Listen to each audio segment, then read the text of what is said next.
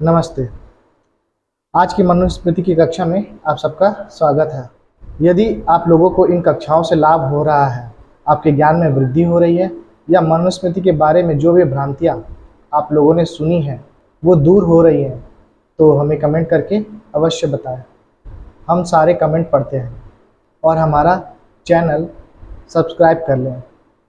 आप लोगों का सपोर्ट ही हमें हमारे प्रयासों के लिए प्रोत्साहित करता है। अभी हम मनुस्मृति के 6वें अध्याय में संन्यास धर्म विषय का अध्ययन कर रहे हैं। पिछली कक्षाओं में हमने देखा था कि संन्यास धारण करने के विषय में क्या नियम है।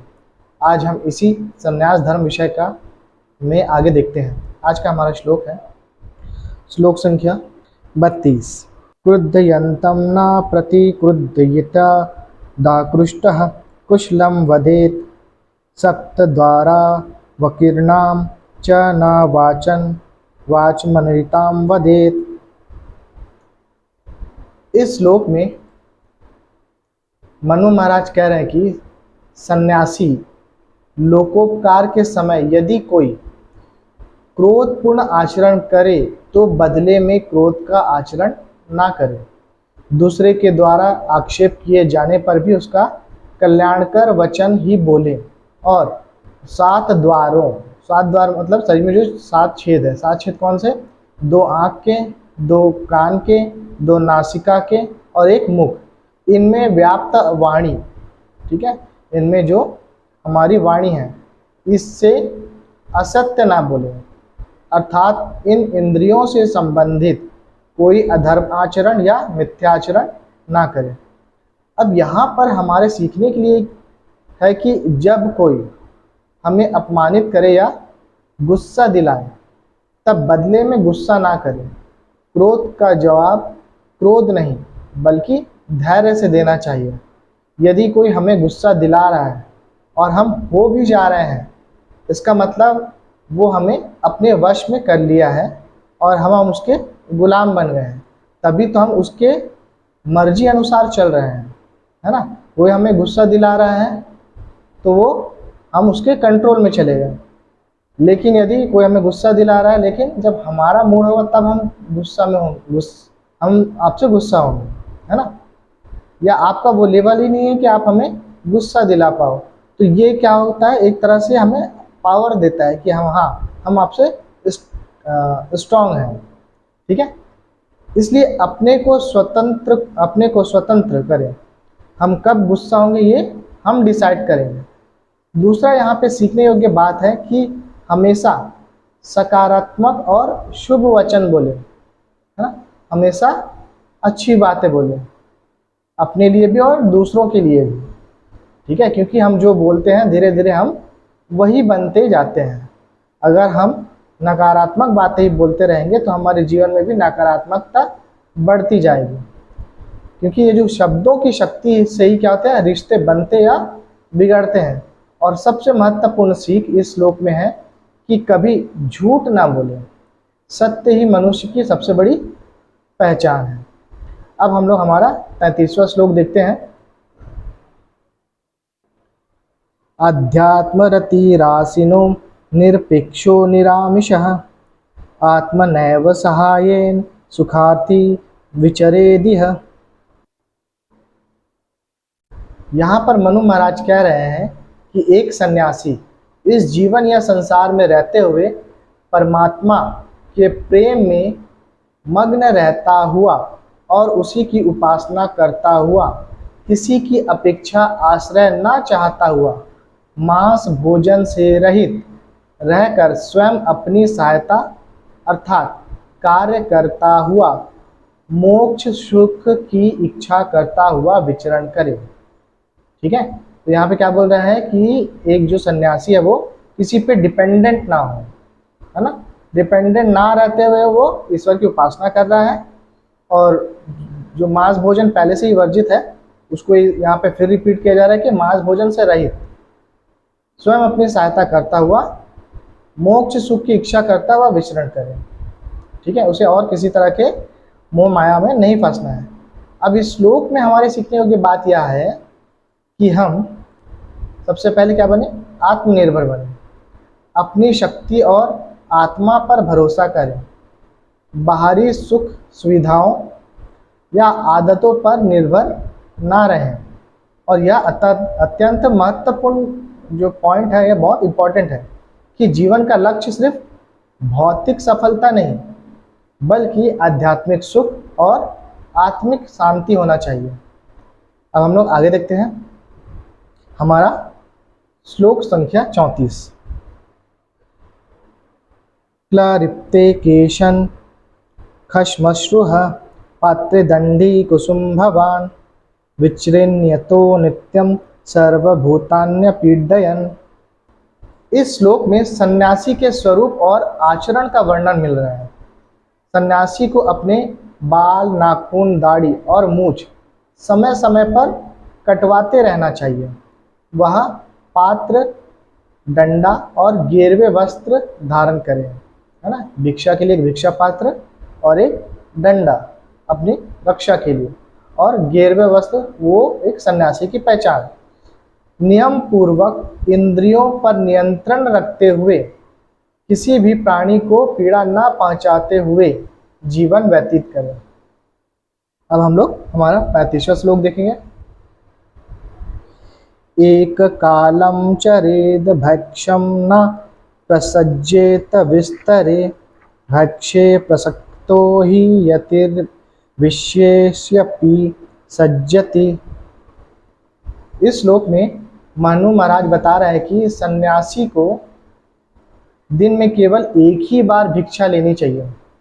भोजन की अधिकता या स्वाद के आकर्षण में से नहीं फंसना चाहिए, क्योंकि यदि भिक्षा लेने वाला साधु भोजन के लोभ में पड़ जाए, ठीक है, अगर स्वाद लोलुपता में पड़ जाए तो क्या होगा, वो बाकी इंद्रियों में भी आसक्त हो सकता है, ठीक है। तो वह इंद्रिय विषयों में भी आसक्त हो जाता है। अर्थात भिक्षा केवल जीवन निर्वाह का साधन है, ना कि लालच या स्वाद पूर्ति का साधन, है ना। मतलब भोजन जो है वो जीने के लिए करना है, जीने के लिए, और भोजन के लिए नहीं जीना है ना। भोजन जो है जीने के लिए करना है, भोजन के लिए नहीं जीना है। अब हम लोग हमारा 36वां श्लोक देखते हैं। अलाभे न विषादी स्यल्लाभे चैव न हर्षयेत् प्राणयात्रिक मात्रः श्यान मात्रा संगादि द्विनिर्गतः। इस श्लोक में मनु महाराज कह रहे हैं कि भिक्षा ना मिलने पर सन्यासी दुखी ना हो और मिलने पर प्रसन्नता अनुभव ना करे। अधिक, कम, स्वादिष्ट, अस्वादिष्ट भिक्षा की स्वल्प अधिक मात्रा का लोभ ना करे, ठीक है। उसे दिन में एक बार भिक्षा लेना और एक बार में जो मिल गया वही उसके लिए पर्याप्त है। कम मिला, ज़्यादा मिला, अच्छा मिला या बुरा मिला, ये उसके टेंशन की सब्जेक्ट नहीं है। उसे इन विषयों पे ज़्यादा चिंतन नहीं करना है। भोजन मिल गया तो ईश्वर ने चाहा कि आज मैं भोजन करूं इसलिए मिल गया, नहीं मिला तो कोई बात नहीं, कल भोजन मिल जाएगा, है ना। तो ये एक सन्यासी के लिए बहुत ही आवश्यक है, ठीक है। स्वल्प अधिक मात्रा का लोभ ना करके, अर्थात जैसी भी मिल जाए उसे ग्रहण करके केवल अपनी प्राण यात्रा को चलाने योग्य भिक्षा प्राप्त करता रहे, ठीक है। क्योंकि अब सन्यासी के लेवल में पहुंच गए हो तो आपने ब्रह्मचर्य में समाज से लिया, गृहस्थ में समाज को दिया, है ना, और वानप्रस्थ में आप समाज को दे ही रहे थे, प्लस आप अपने आत्मिक उन्नति की तरफ बढ़ रहे थे। लेकिन जब आप संन्यास लेते हैं ना, अब आपको क्या बोलते हैं, संसार से ना कुछ लेना है और ना ही संसार को कुछ देना है। अब बस आपको अपने आत्मिक उन्नति के लिए जीना है। लेकिन हाँ, जीना है तो कुछ ना कुछ भोजन तो लगेगा ही। इसलिए जो यहाँ पे विधान है कि केवल एक समय ही भिक्षा लें, और वो भी केवल प्राण रक्षा के लिए, है ना। आपको संचय नहीं करना है, मिल गया तो भी ठीक, नहीं मिला तो भी ठीक। तो ये सन्यासियों के लिए है। अब आगे देखते हैं श्लोक संख्या 37। अभिपूजित लाभांस्तु जुगुप्सतेव सर्वशः अभिपूजितलाभश्च यतिर्मुक्तोऽपि बुद्धयते। और अधिक आदर सत्कार से मिलने वाली भिक्षा, सम्मान या अन्य सुखप्रद सभी सांसारिक लाभों से सर्वदा उदासीनता बरते। ठीक है, एक सन्यासी को जो भिक्षा मिल रही है या फिर मान सम्मान मिल रही है वो, या फिर अपमान भी मिल रहा है ना, तो इन सब से वो क्या हो, उदासीन हो। क्योंकि मुक्त सन्यासी भी अधिक आदर सत्कार से मिलने वाले सांसारिक लाभों से विषयों और सांसारिक बंधनों में फंस जाता है ना। हमको जो भी एक सन्यासी क्या है, वो उसको समाज से, संसार से दूर होना है, लेकिन इन मान सम्मानों पे अगर वो उदासीनता नहीं रखता है, इनमें फंसता है, तो वो सांसारिक बंधनों में फंसना शुरू हो जाता है। ठीक है, अब हम लोग हमारा अगला श्लोक, श्लोक संख्या 38वां देखते हैं। अल्प अन्नाव्यहारेण रह स्थान सनेन च हिम्यणानि विषयेन्द्रियाणि निर्वर्तयेत्। विषयों के द्वारा उनकी ओर आकर्षित होने वाली इंद्रियों को थोड़ा भोजन करके और एकांत स्थान में निवास और उपासना में स्थित होकर वश में करें। ठीक है, अब आपने संन्यास ले लिया है ना, तो आपको क्या करना, अपने सारे इंद्रियों को अब अपने कंट्रोल में करना है। ना ज़्यादा भोजन का सुख हो, ना ज़्यादा सोने का आपको इच्छा हो, है ना। जितना शरीर को आवश्यकता है चलते रहने के लिए, आपको उतना ही ग्रहण करना है अब, है ना। तो क्या करें, एकांत स्थान में निवास और उपासना में स्थित होकर वश में करें। विषयों की ओर से इंद्रियों को लौटा दें। इस प्रकार जब इंद्रियां विषयों की ओर भागती हैं तो उन्हें धीरे धीरे निवृत्त कर लें। तो यहाँ पे ये श्लोक हमको क्या सिखा रहा है कि संयमित भोजन, है ना। एकदम ज़्यादा अच्छा लगा तो कुछ खाए जा रहे, पेट में जगह नहीं है फिर भी खाए जा रहे, ऐसा नहीं। संयमित भोजन, एकांत समय निकालना अपने लिए और ध्यान करना, मन की चंचलता को नियंत्रित करना। इससे व्यक्ति मानसिक शांति, आत्मिक बल और एकाग्रता प्राप्त करता है। अच्छा, यहाँ पे ये जो चीज़ है ये सिर्फ सन्यासियों के लिए है ऐसा नहीं, हम लोग के लिए, अगर हम लोग भी हमारा भोजन को कंट्रोल में करें, है ना, दिन भर चले जा रहे हैं ऐसा ना हो, समय समय पर खाएं, तो हमारा शरीर भी काफ़ी रिलैक्स रहता है ना, और नींद भी आवश्यकता से अधिक ना ले रहे हैं, है ना। और क्या है, अपने लिए एकांत समय, भले आप दिन में 15 मिनट 20 मिनट निकालो और वही 15 मिनट 20 मिनट आप ध्यान भी कर रहे हो, तो ये आपके लिए क्या होगा, आपकी मानसिक शांति तो आपको पहुंचाएगी और आपका कंसंट्रेशन पावर भी ये बढ़ाता है। अब हम लोग हमारा अगला श्लोक देखते हैं, श्लोक संख्या 39। इंद्रियाणाम निरोधेन राग द्वेषिक्षयेण च अहिंसया च भूतानां मृतव्यावकल्पते। इंद्रियों की विषयों में प्रवृत्ति रोकने से और मोह और द्वेष के क्षीण होने से और सब प्राणियों के प्रति मन वचन कर्म से अहिंसा का आचरण रखने से मनुष्य मोक्ष प्राप्ति में सफल होता है।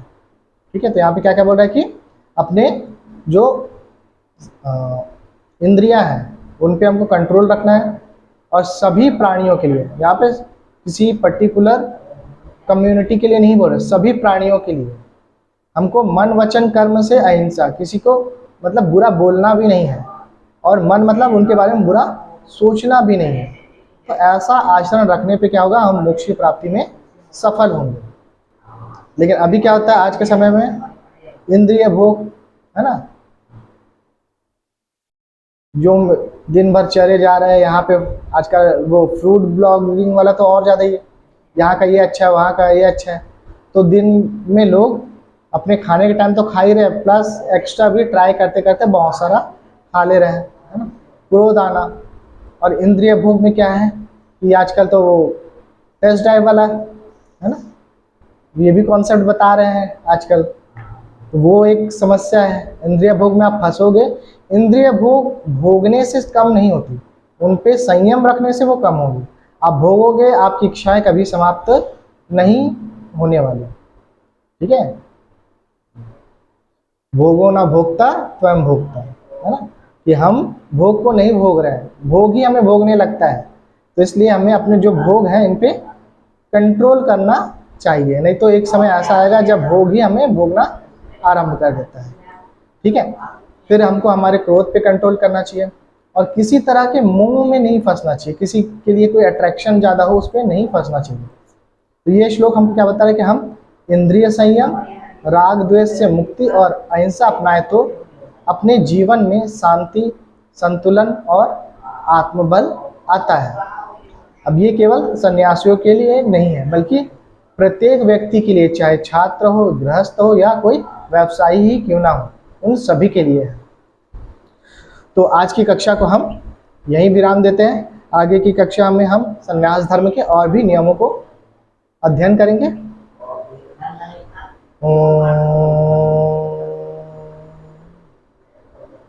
आज की कक्षा आप लोगों को ज्ञानवर्धक लगी अथवा आपके कोई प्रश्न या सुझाव हो तो हमें कमेंट करके अवश्य बताएं। वीडियो अच्छा लगे तो लाइक और शेयर करें। यदि हमारा वीडियो पहली बार देख रहे हैं तो चैनल को सब्सक्राइब करना ना भूलें। आगे आने वाली कक्षाओं के लिए नोटिफिकेशन ऑन करें। यदि आप मनुस्मृति की पिछली कक्षाओं को भी अवश्य करें, आप मनुस्मृति की पिछली कक्षाओं को भी अवश्य करें। पिछली कक्षाओं के लिए प्लेलिस्ट लिंक डिस्क्रिप्शन में दी गई है। आज की कक्षा को इतने ध्यान से सुनने के लिए आप सभी का आभार। नमस्ते।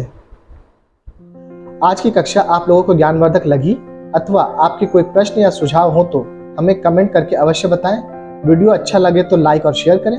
यदि आप हमारा वीडियो पहली बार देख रहे हैं तो चैनल को सब्सक्राइब करना ना भूलें। आगे आने वाली कक्षाओं के नोटिफिकेशन के लिए बेल आइकन को प्रेस करके ऑल में सेट करें।